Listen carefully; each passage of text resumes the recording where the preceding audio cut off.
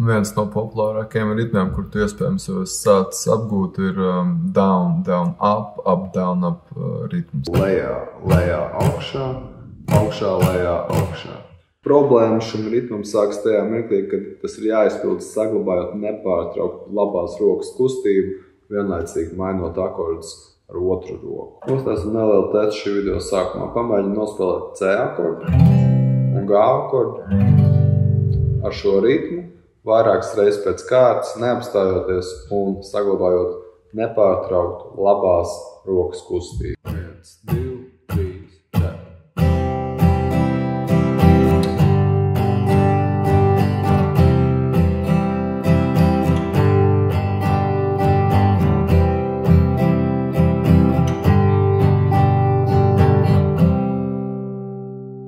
Ja tev to izdevās izdarīt, ļoti labi, bet ja nē, tad turpini skatīties šo video, jo es demonstrēšu tādas svarīgas nianses, kuras varētu ņemt vērā, lai tev izdotos šo ritmu apgūt. Viens no svarīgākajiem faktoriem šī ritma apgūvē ir kustība nepārtrauktības princips, kur katrai lejupējošai kustībai seko augšupejoša kustība.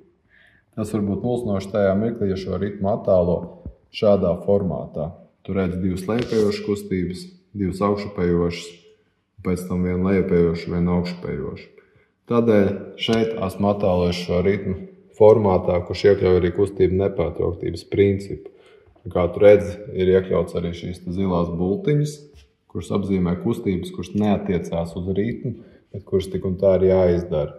Mēs tās varētu saukt piemēru pēc par tukšajām kustībām. Ja tev nepieciešams pārrakst šo savā pierakstu kladē, bet dodamies tālāk uz praktisko daļu. Pirmais solis, lai sāktu izprast, kā šo ritmu nospēlēt, ir noslāpēt stīgas un ar labo roku patrenēt nepārtrauktu kustību.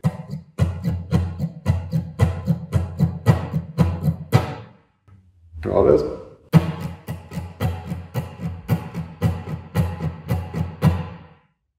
Ja tev izdodas šādu kustību atkārtot nepārtraukt, ļoti labi un vienmērīgi forši. Ja nē, varbūt lēnākā tempā kopā ar metronomu.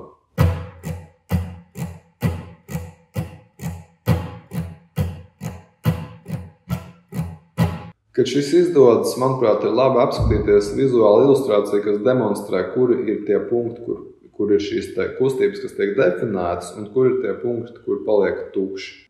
Tātad tas mulsinošais moments tīri no koordinācijas viedokļa ir tāds, ka no vienas puses tev ir jāmaina akordi, no otras puses tev ir jāsaglabā nepārtraukt roku kustība, bet tajā pašā laikā ir kustības, kuras veido kontaktu ar stīgām, un tad ir tādas, kuras to nedara.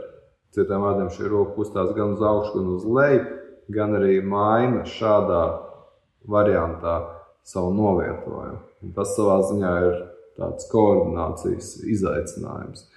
Tāpēc, runājot par koordināciju, man ir atsevišķs video, kurus tev rekomendēju noskatīties, lai tu pārliecinātos par savām koordinācijas spējām, jo varbūt tu esi, teiksim tā, ar ļoti labu koordināciju, bet varbūt tu dzīvo ilūzijā un tev liekas, ka tev ir normāla koordinācija, lai gan tā vispār nav taisnība. Un tas īstenībā lielā mērā varētu ietekmēt to progresu ģitāras spēlē.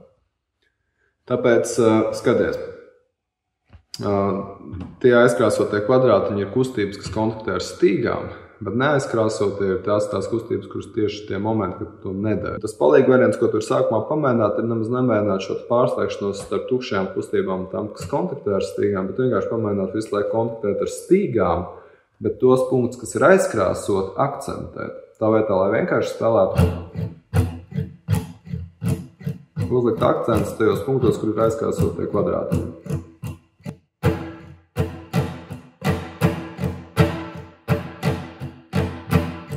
Lēnāk.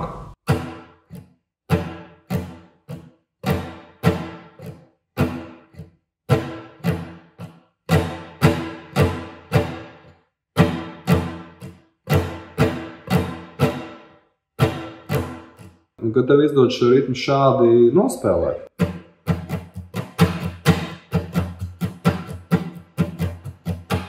tad tajā mirklī tās vietas, kuras ir klusākas, tu vari pamēģināt šo darbību, ka tev šī roka mazliet atvirzās prom no stīgām, tam nav jābūt lielai distancē, vienkārši lai nepieskartos. Un tas arī ir tas, kā tu varētu trenēties šo ritmu. Pirmais būtu vienkārši pamēģināt nepārtraukt roku kustību. Tad otrs ir uzlikt akcentāciju uz tiem punktiem, kas ir izkrāsotie kvadrātiņi.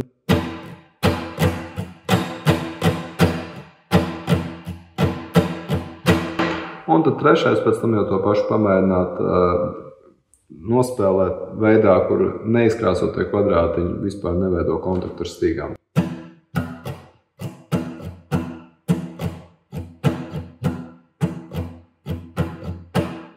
Un tas arī viss.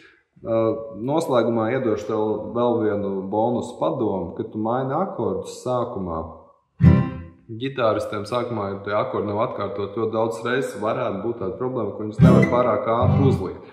Un tajā mirklī, kad spēlē ritmu uz vienu akordu, viss ir forši, bet, kad tev jāmaina akords, tad tu varbūt mazliet aizķeries. Un tas mazais padoms, ko es tev varu iedot, ir uz pašu pēdējo kustību, kad tu spēlē šo ritmu, pavēro, varbūt ieraudzīs, ko es daru.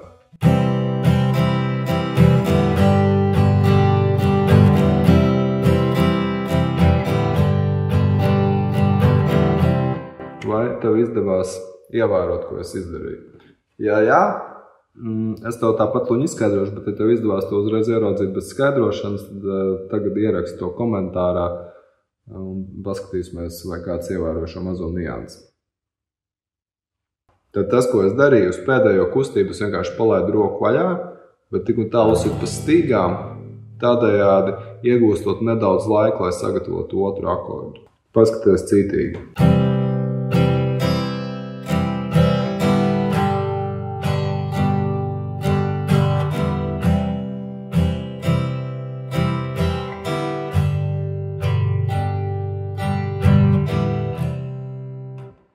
Un, ja tu to izdari nepārāk uzkrītoši, varbūt pārāk neakcentējot to pēdējo darbību, tad arī to varbūt klausītājs nepiefiksēs. Ja tu jau sūti virsū klausītājiem ritmu, un pēdējā mirklī varbūt mazliet uztais šādu darbību, tas pat tik ļoti nav saklausāms.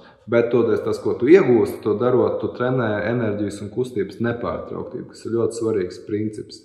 Un tad varbūt laikam ejot, tu jau varēsi to akordu uzlikt ātrāk un efektīvāk un nospēlēt daudz tīrāk. Tālūk, ceru, ka tev šis video likās noderīgs un tu iemācījies kaut ko jaunu. Ja tā, tad var atstāt kādu komentāru, abonēt manu kanālu, kā arī piebildīšu, ja tev ir interese apgūt ģitāru spēli nopietnāk, tas, ko tu vari darīt, ir uzrakstīt man sociālajos tīklos. Atā!